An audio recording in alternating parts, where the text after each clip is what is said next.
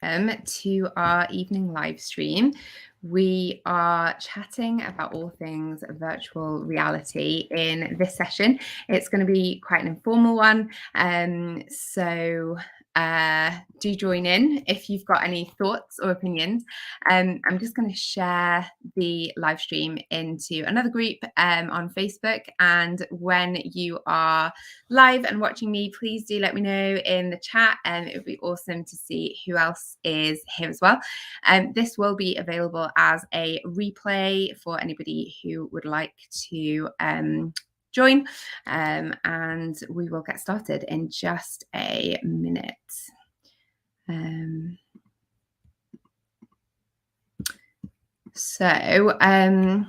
Just for some context,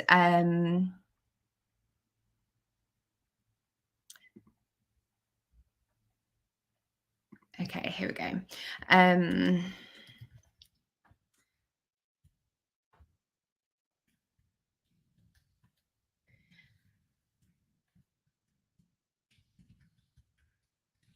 So if you're watching me currently, I'm just sharing the Facebook has so many share options now, but I'm sharing it into our Cheerful Business group. And here we have it.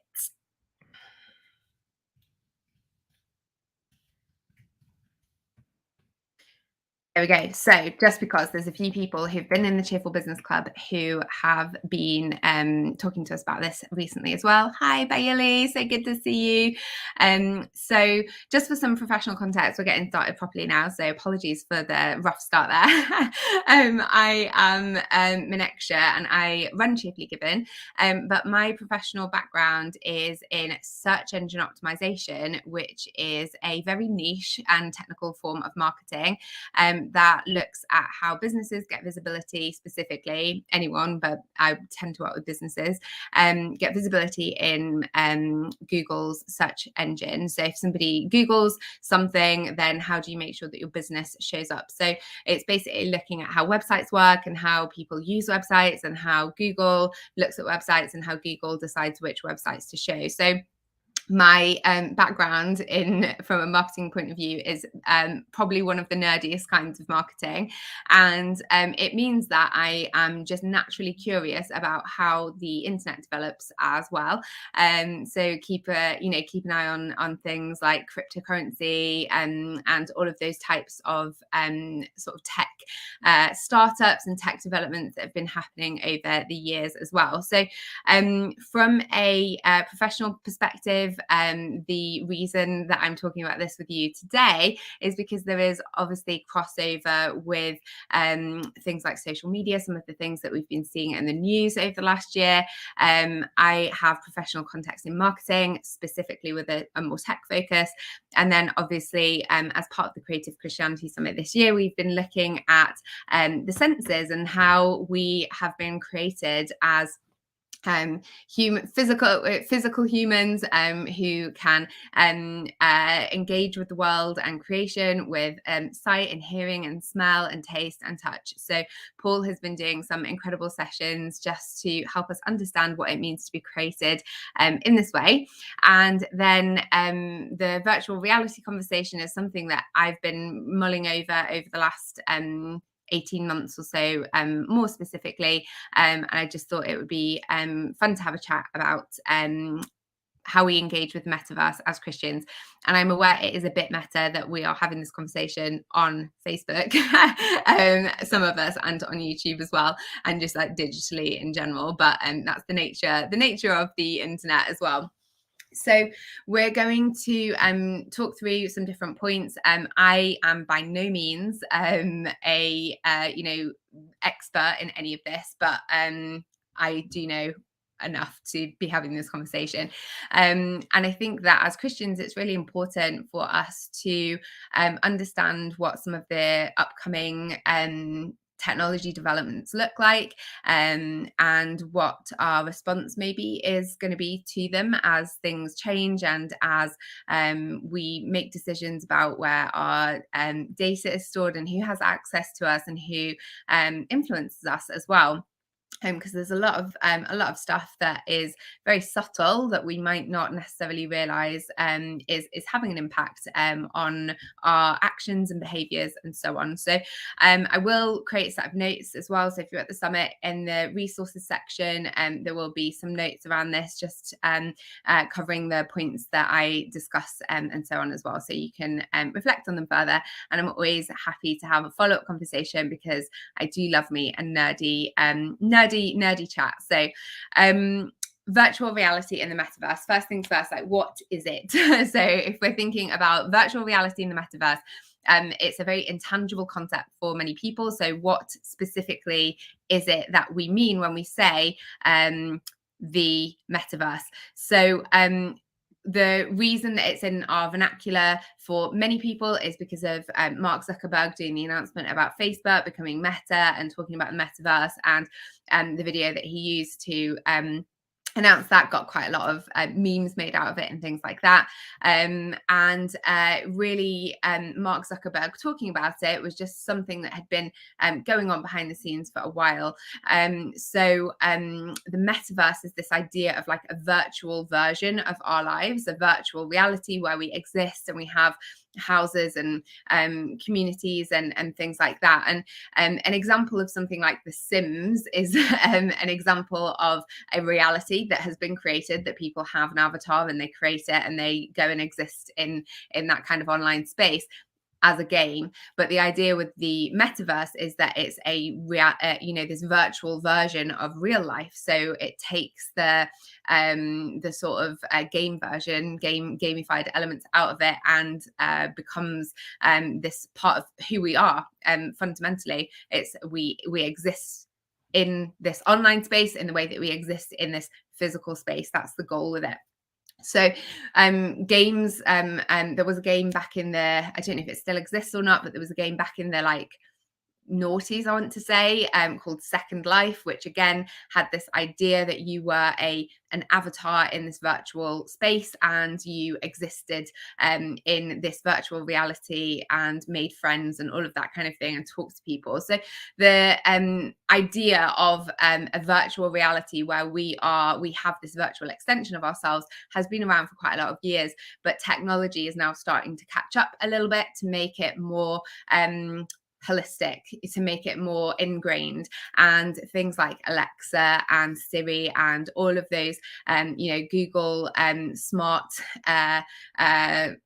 assistants that we have around our homes, Ring doorbells, all that kind of thing, are all examples of how technology is becoming more and more integrated with our real lives, and often makes it easier to live. It's really easy to say to our like Alexa, oh, can you play a song or add something to my shopping list, and it's designed to sort of help. And there's huge amounts of benefits to a lot of that, especially for people who are maybe disabled or have accessibility requirements that a lot of monologue things make life more difficult.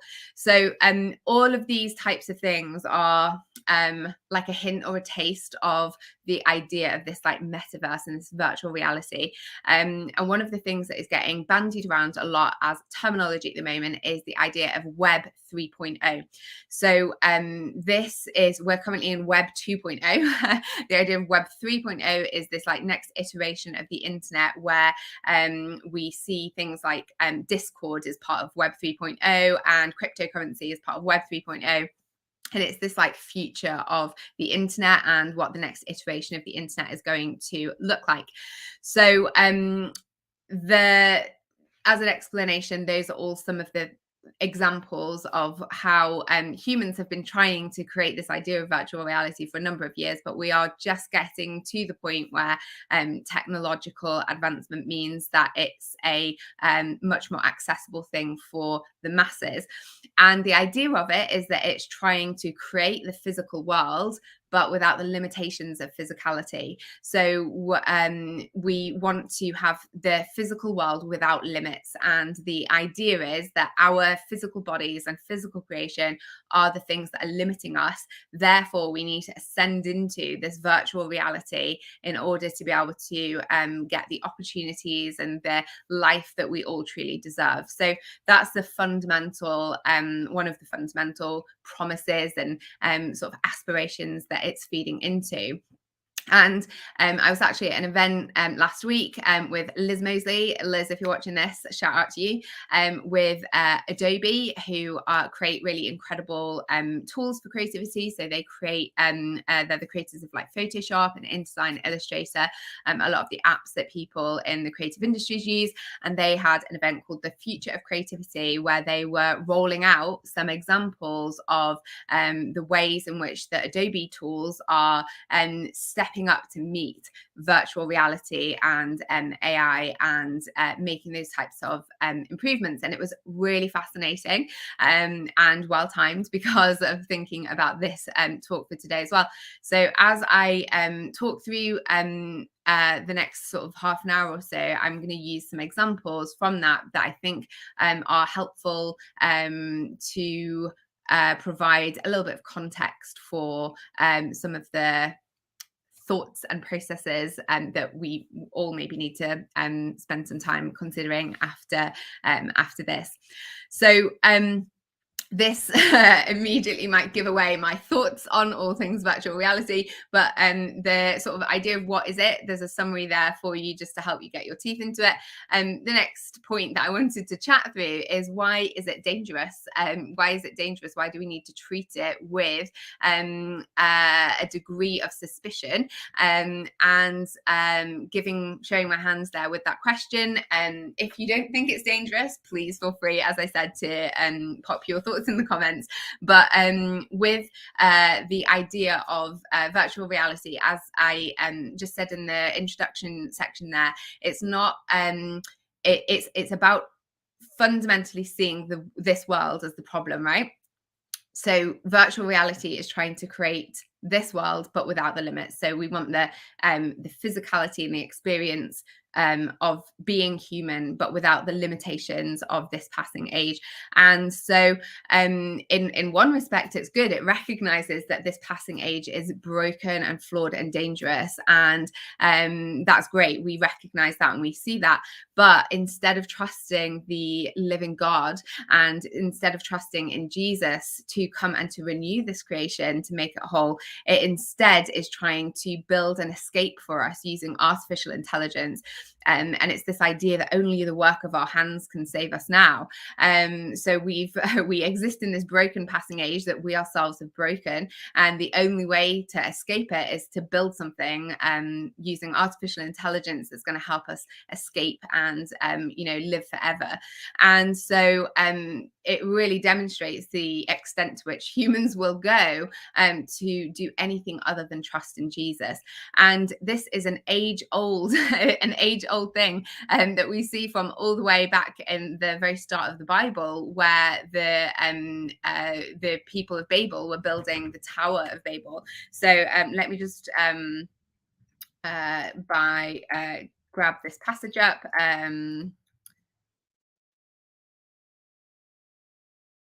It's not lost on me that I'm enjoying using technology for this.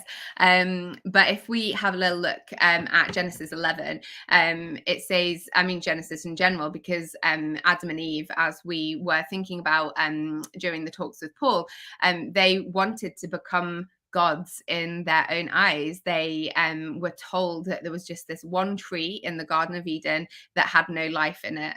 And if they took that tree and ate it and took that tree into their bodies, then that would result in death.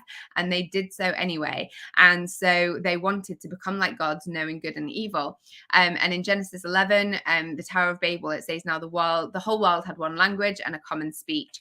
As people moved eastward, they found a plain in Shinar and settled there. there. Now, again, at the risk of sounding like a tinfoil hat Christian, which I know that we are in an age where conspiracy theories are many and varied, but just the idea of having one language and a common speech, when we look at things like Google Translate, it does incredible things to help us connect with people who don't speak the same language as us.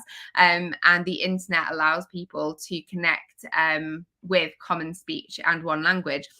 But anyway, the Tower of Babel, people moved eastward. They found a plain in Shinar and settled there. And they said to each other, "Come, let us make bricks and bake them thoroughly." They used brick instead of stone and tar for mortar. And they said, "Come, let us build ourselves a city with a tower that reaches to the heavens, so that we may make a name for ourselves. Otherwise, we will be scattered over the face of the whole earth."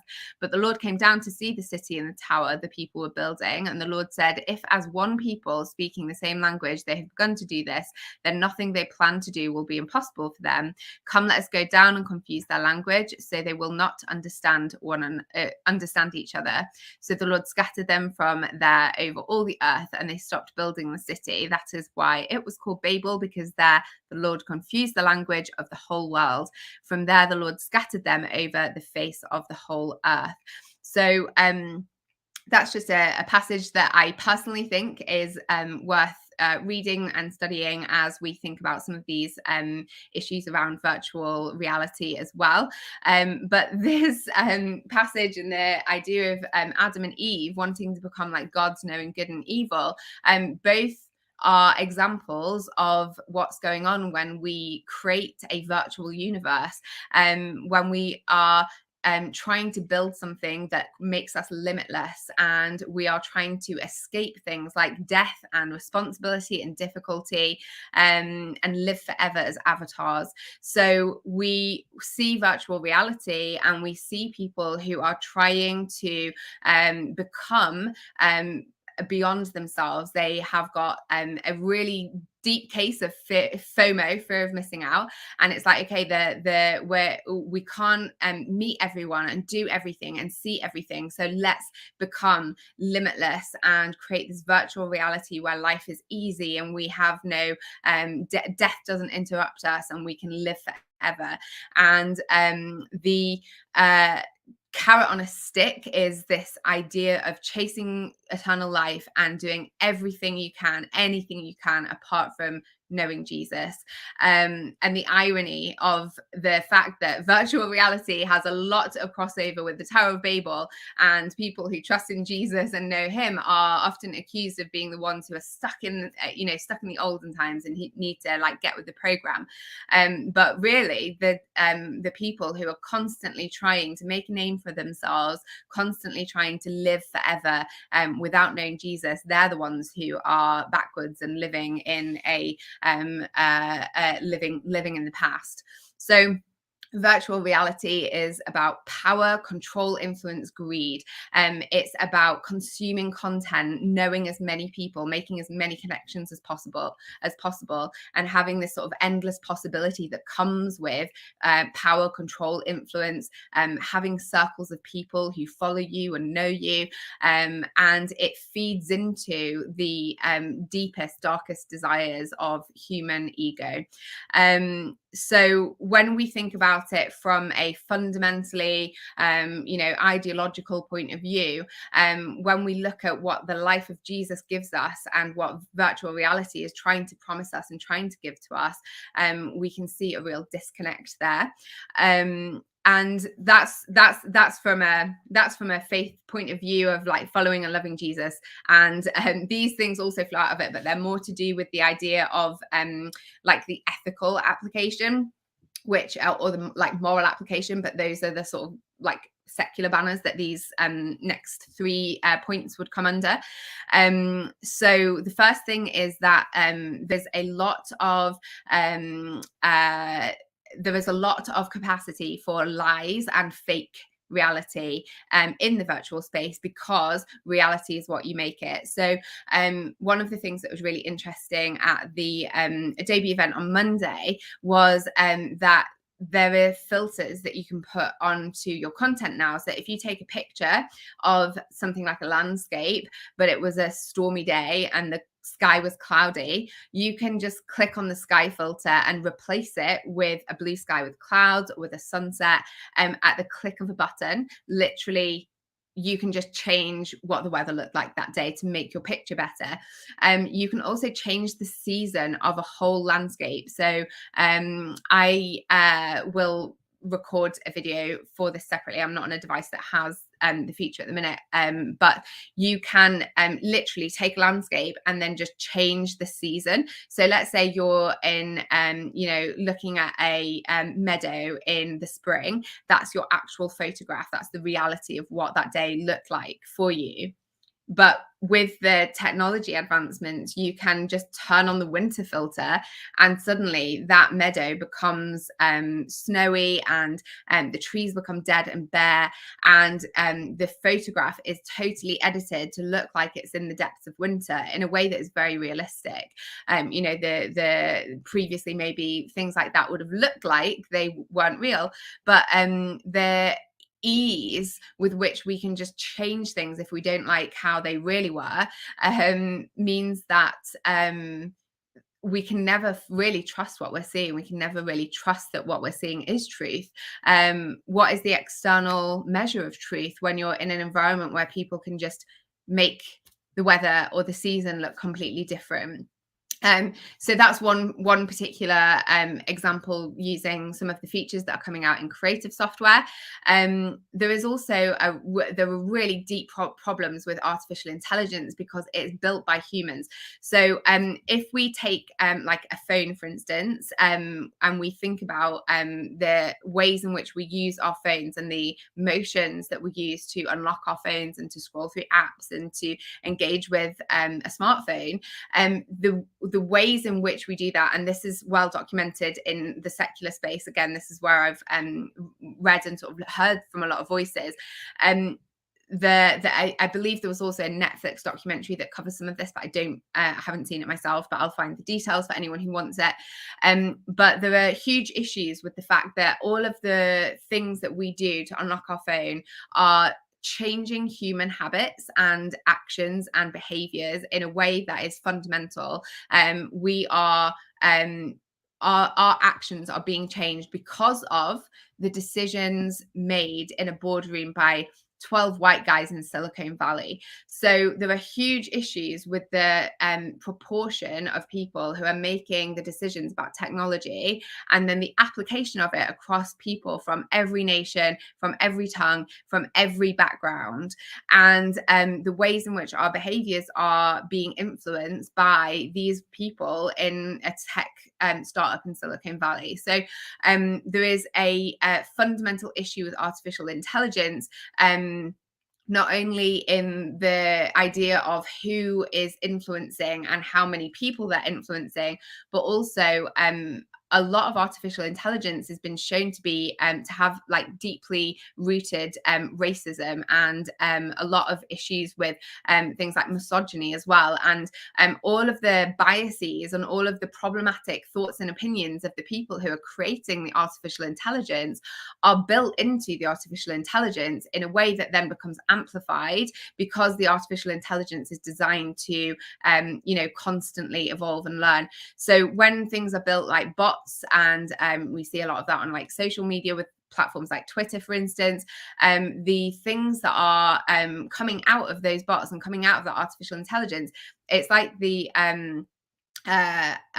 proverb that talks about from your heart, your mouth flows and your actions flow. I can't remember the exact reference, but the idea of the artificial intelligence is that we're seeing the fruit and the results of the heart of the people who've created it, but on this mass scale that has an impact that none of us have really understood the magnitude of yet. So there's fundamentally problematic issues at play with the development of artificial intelligence, but also with the way in which it's policed and monitored. There's no moderation of it. There's no standard of truth and goodness within the space, and there's no accountability being forced in that, because ultimately the tech advancement. It's about it's about greed and influence and power and getting as many people as possible to buy into something. So those are all issues as well with this virtual reality space, which as Christians, as people who follow Jesus and want to share his life, we want to be speaking for justice. We want to be in a space where we speak truth into situations, and we need to be able to do that in the face of things that are unjust and unethical on a really huge scale that can feel insurmountable and untackleable. Because if if technology doesn't like something that you say, then they change their algorithm to hide your voice. So the the idea of like a vicious circle of like conspiracy theories as an example is like I'm saying something someone doesn't like, they're suppressing my voice. I'm telling people they're suppressing my voice, so people think that I'm a conspiracy theorist and they're not taking me seriously. But also I'm not being taken seriously, and you end up in that constant cycle there then, which is frustrating and leads many people to then be disregarded because they're a conspiracy theorist, they're being paranoid, etc., etc. So there are lots of issues around creating echo chambers in the online space where the only opinions that we have are the ones that people want us to have. And we see that in the media as well. But it's not something that we need to be concerned about as Christians, in the sense that we don't need to feel threatened by it. We do need to stand for it, but we also need to be able to speak out confidently and know that we are not being paranoid. We can, we can speak out confidently. We can speak out and know that following Jesus and the life that we have in Jesus ultimately is the thing that we're proclaiming. So he will come back again, and if our voices are stifled on these platforms, then that is part and parcel of living in this passing age. I don't want to encourage conspiracy theories as a mode of living at all.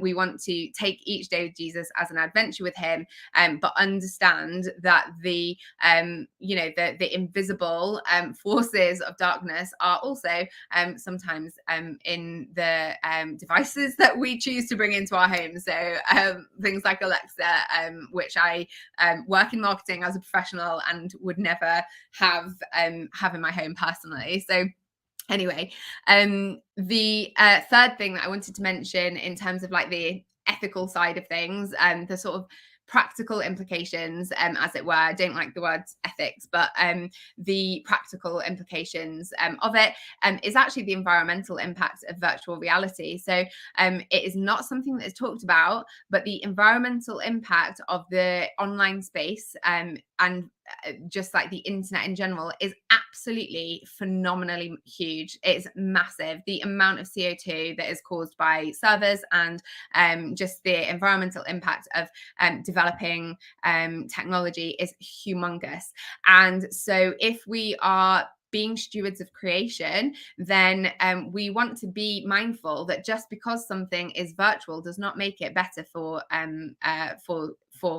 the environment. So an example of this is like going paperless. So often people will choose to go paperless with their systems because they don't want to contribute to the physical manufacturing of paper and waste and the world having to deal with that.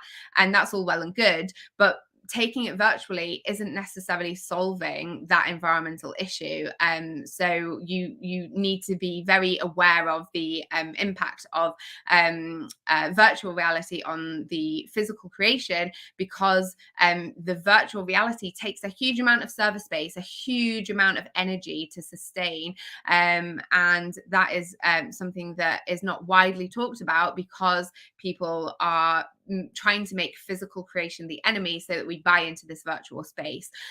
So the idea that we go paperless to save the environment means that we become more entrenched in the online space and in the virtual world. The cloud is great. I couldn't manage without it, to be honest, because I lose papers all the time. So like there's huge benefits to be had when we use things in an informed way, and they are incredibly helpful. So this is not everything online is the enemy at all, but it is just a space where we think we want to be informed here, and we want to understand what some of the challenges and issues are behind the scenes. There's the surface level things that people talk about, and then there's the motivations behind those things. And those are the things that we do want to be mindful of. Because that brings us then to this third section, which is who controls it? Who benefits from virtual reality? Who benefits from the metaverse? Who benefits if we put our lives in an online space that we do not own or control? Who benefits if we open our minds to a virtual universe that is created by unknown tech giants in California? A lot of them are.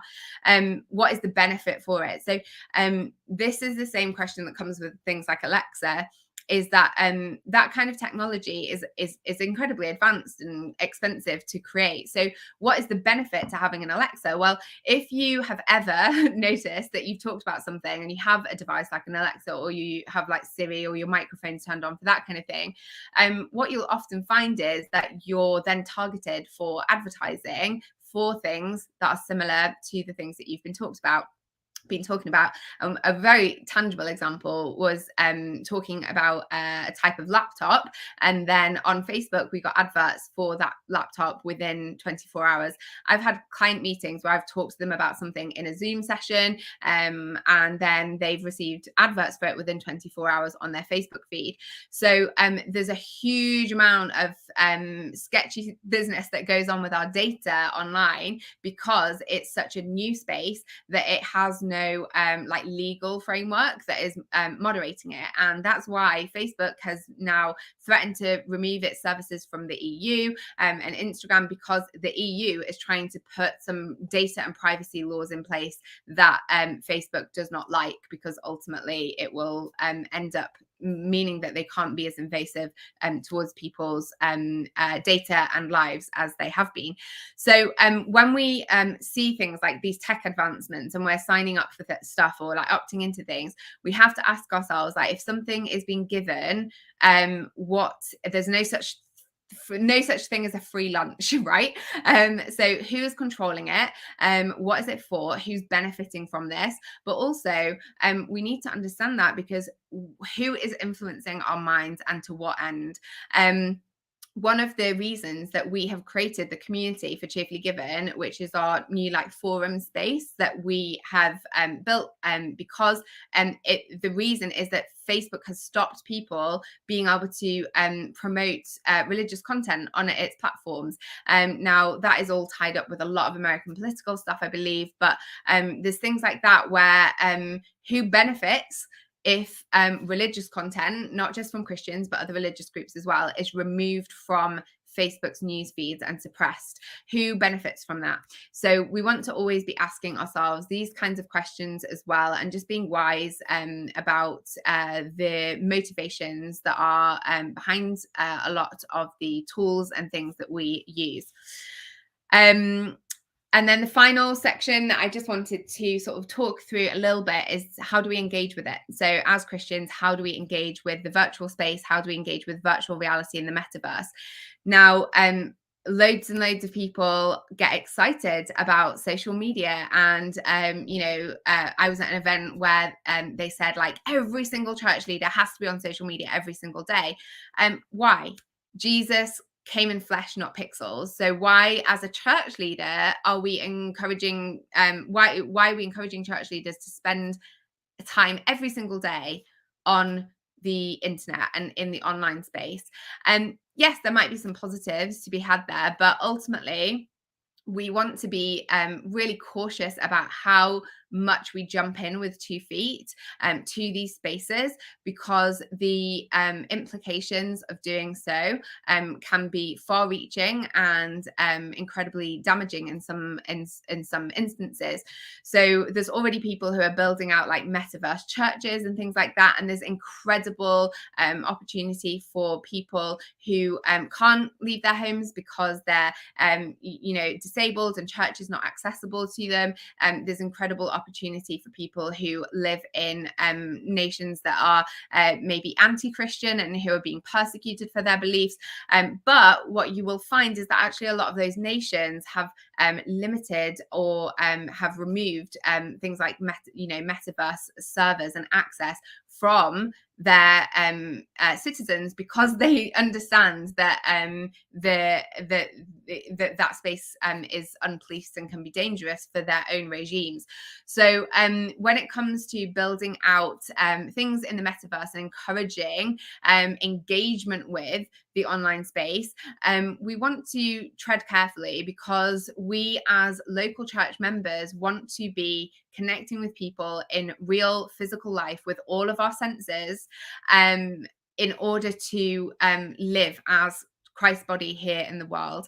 And if we start to promote and encourage people to spend more time in this virtual reality that has been built by the hands of men, instead of in real life, real creation, physical life with the work of God's hands, then we are only going to end up in a situation that results in death. It's a one way ticket to disaster, in my professional opinion.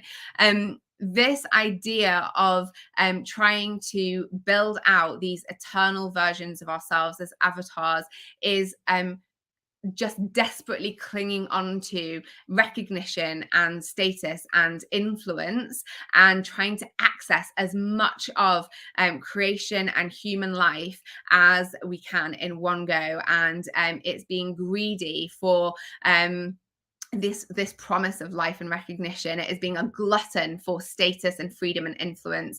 And we want to be really careful, because virtual reality speaks very intensely to the core issues of human ego and how we want to be perceived and what we truly desire, which is to become gods in our own eyes.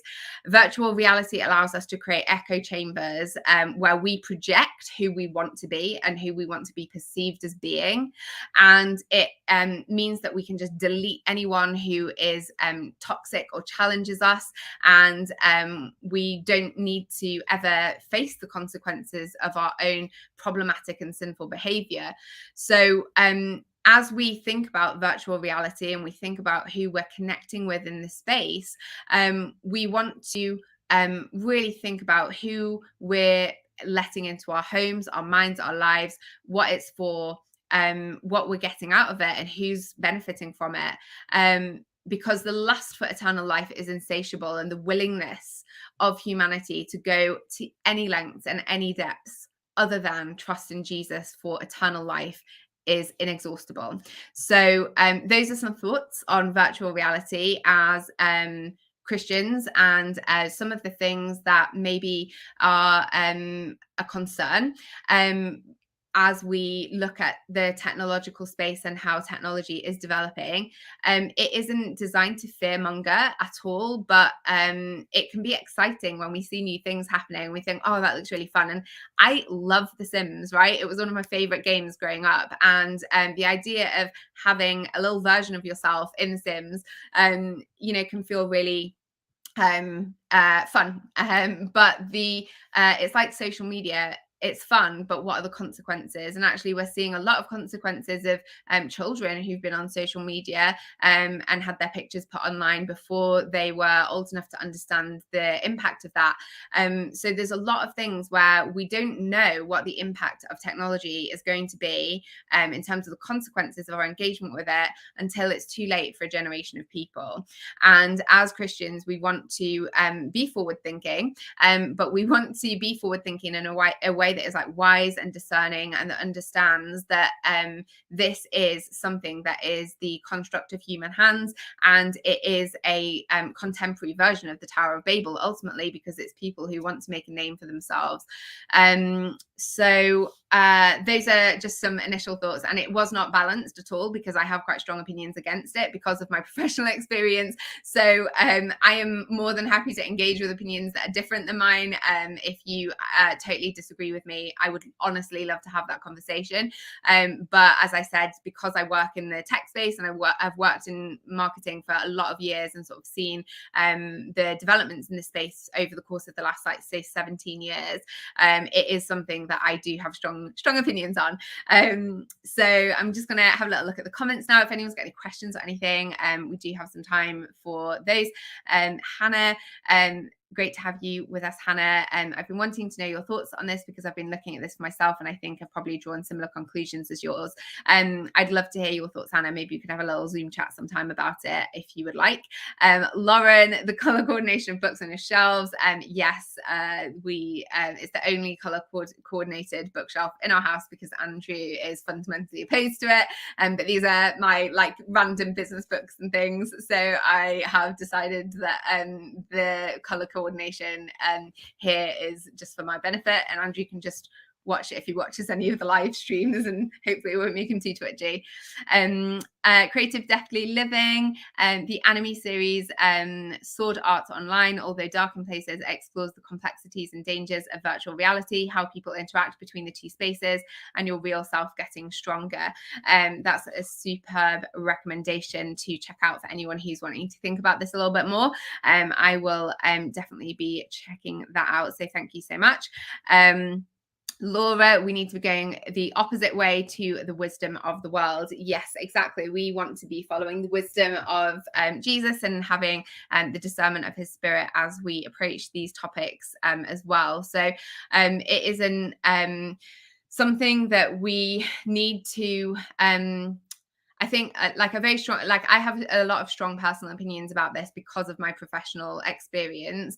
But it isn't something that I've talked about strongly apart from in this particular context because it's contextual for the session, because it isn't the core focus of I don't want the core focus of my life and ministry and existence as a follower of Jesus to be about constantly telling people that's a conspiracy, for instance, like, this virtual reality is evil, you should get off it all the time. Like, there is a space for that, obviously, which is here. But for me, the idea of sharing Jesus as I go about my daily life and then having these conversations as they come up is something that I have taken more as an approach. Some people might disagree with that and might think that it's maybe it's had passive, but I personally have found that having these types of conversations on, like, a one-to-one basis or in small groups of people tend to be a bit more impactful, because ultimately when you talk about these things on the internet, you lose context. So context collapse is one of the other biggest issues of virtual reality, and that is that you can take one snippet of one thing that somebody says and you can use that to end their online existence. You can it's called doxing, but you can use one snippet of something taken out of context and totally cancel somebody. Now, the context collapse of the online space is something that no social media platform has been able to competently and actually properly deal with. And so what we end up seeing is that the comment sections and, like, Reddit threads and all of that kind of thing are just this space for people to be the worst version of themselves with no accountability and no wider context of real life as real people. And so these conversations happening in the online space are great to have, obviously, but what you can often end up finding is that they actually create their own echo chambers, because people will just stop listening if they don't like what you're saying, and they go back to their echo chamber. So we're here in a dedicated space for this particular conversation, but a lot of the issues that we see with, like, content creation and especially Web3 is so if you want to find something and you want to find out whether someone's credible, at the minute you can Google them, and Google does filter and it has its problems, but for the most part you can find out information on the internet, and there's ways of, like, cross-checking credibility and so on. That doesn't currently exist in Web3, so there isn't the ability to, like, cross-check context or credibility as easily. from a search engine optimization point of view, which is where my professional experience is, that is a real issue with that space if it is going to be used for anything that represents human good is not the right term, because only Jesus is good, but I just mean something that isn't like inherently damaging. So just even in terms of like socializing, like Facebook has its issues, but if somebody starts to put problematic opinions somewhere, you can easily check whether they're a real person or not. The idea of trolling and things and misinformation is you're able to manage it on a personal level a little bit more, even if there is a bigger issue with it from a platform level. Hopefully that makes sense. I'm very aware of the fact that it's a relatively it's a relatively complex topic, in the sense that a lot of the language used for virtual reality at the moment is very much about virtual reality. And so if you don't have a framework for it already, perhaps it isn't the easiest thing to engage with. But if there's anything at all that you have questions about, you can feel free to pop a comment underneath the video and we can chat more about it. And again, like I said, this was an informal chat where I'm sharing some of the things that I've been musing over and reflecting on. But ultimately, the idea of virtual reality is this desire to live on forever as an avatar without ever needing to actually address the personal responsibility that we have for our sin and for becoming followers of Jesus. That's how we have eternal life. It's really easy. You don't need to build an avatar and spend like your human life creating this online space for you to live on in virtual memory until the Lord comes back. Anyway, I'm going to leave it there, and it is something that is I was a bit nervous about doing this because I've been at a couple of events where I've sounded like the tinfoil hat Christian in a Christian space, because so many people are excited about the development, and being somebody who has a negative opinion about something that lots of people are feeling excited about is never a nice place to be. But also there's a huge amount of crossover with like creativity and creative development, and the idea of like the next iteration of the internet and technology, and where consumerism and where like work is going, is that creativity is the new commerce. So if you're creative, if you are able to communicate creatively, if you have creative skills and gifts, then you are going to be in the sort of in-demand skill set for Web3, virtual reality, and so on.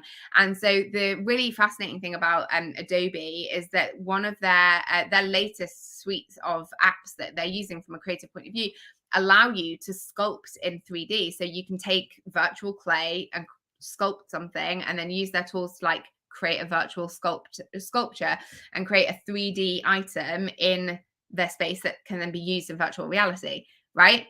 So virtual reality is literally only progressing insofar as it manages to recreate experiences that we can already have in this reality. But it just means that they're more consumable by more people. And so it's that idea of like greed and gluttony as well. So the like desire for things to be done more quickly, or be seen by more people, or be to outlive us, to outlast us, all of those things are rooted in the darkness of human hearts. So when we see this like desire to basically, the success of virtual reality is only when the experiences that we have in this reality are well developed in a virtual space. And so sculpting with virtual clay is only of interest to people if they can create something that looks similar to what they could create in this space as well. So Burberry have created a 3D catalog where they render all of their garments in 3D, and they look incredibly realistic. And that is one example of businesses starting to apply it and starting to use 3D versions of physical items to sell physical items that will also then be virtually available. Linda, yes, technology is like a runaway train with no driver. Yeah, and I think that's the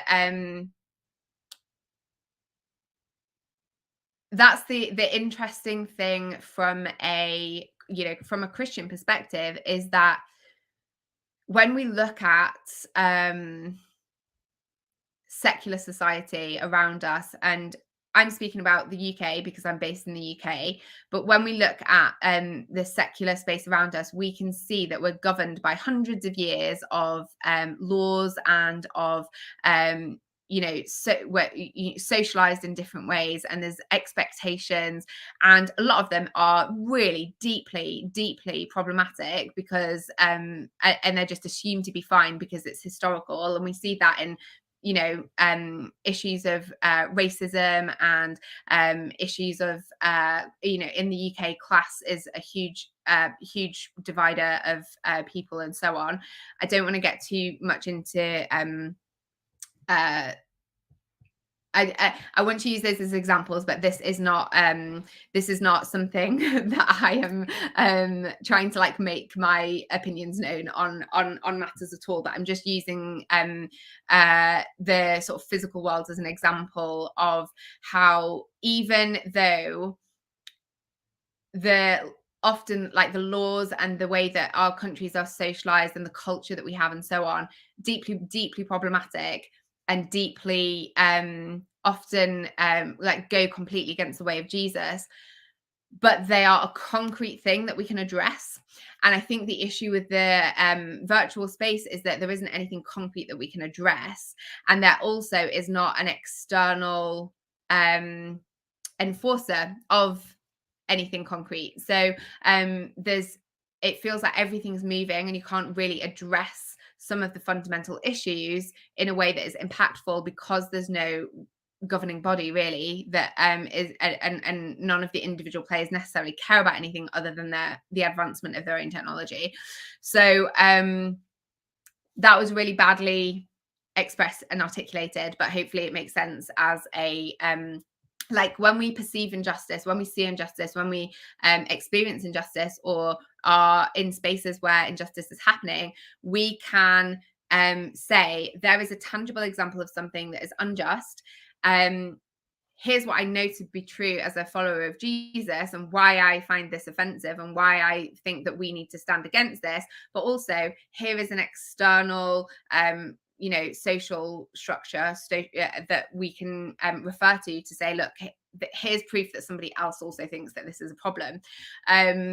And so even though the way that secular society does it is fundamentally not Christian in its approach, it's still something concrete, and it's easier to define why it's problematic and why it's something that needs to be rethought, removed, dealt with. So hopefully that makes sense. I say hopefully that makes sense a lot when I have not felt like I've given a clear and articulate answer for some things. But it's difficult because honestly, it's only a matter of time before we cannot have these conversations in this context, because they will be suppressed by certain platforms. And like I said, that's why as Cheerfully Given, we're looking at, okay, how do we have a platform for community and connection that is not controlled by one of the bigger sort of social media platforms, because we don't want to align our community with something that could ultimately end up being removed because we have opinions that don't feed into the goals of that business. Because these platforms, these technology spaces, they're organizations, they're businesses trying to make money, to influence.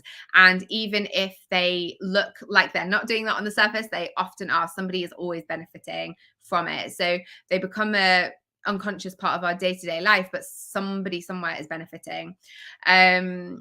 Anyway, I'm going to draw it to a close because it's been nearly an hour, and if you would like to follow up with this conversation, or if you want to chat more about it, or if you've got any questions, you can feel free to email us at hello@cheerfullygiven.com, and Sarah's normally in that inbox, but she'll make sure that I see that come through. And you can also leave a comment on either YouTube or Facebook. But like I say, for some of these things, it's we'll see if you see it. If you don't see it, it's because even as I'm talking, captions being generated, exquisitely excellent for accessibility, but it means that there's going to be certain words that I'm saying that are going to be picked up by algorithms, and that will potentially impact whether or not this is shown to more people. So there's things like that that are all part and parcel of technology developments as well, that we don't see behind the scenes unless we work in tech or have a concerted interest in learning about it. If you are part of the Creative Christianity Summit, then do join me over for our end of day live stream. We're going to be going over there, and I'm going to end this live now. I will be live on the Cheerfully Given Facebook, Cheerfully Given YouTube channel, and also in the Creative Christianity Summit Facebook group, but I won't go live again on the public Cheerfully Given page for this evening's live stream, just because you're going to be sick of the sight of me at this rate. We are doing a bit of a giveaway of our Bible journaling club and of our Cheerful Business Club. So we've got some membership giveaways that we ran out of time to do last night, so we have that coming up at 8 p.m, which it is 8 p.m. now. So it'll be 8:02 because I'm going to go grab a glass of water, and then I'll see you on our live stream. And if you have any questions about this, pop them in the comments, and I'd love to chat more with you about it. Otherwise, if I don't see you on our next live stream, I will chat to you again soon. And thank you so much for tuning in and watching.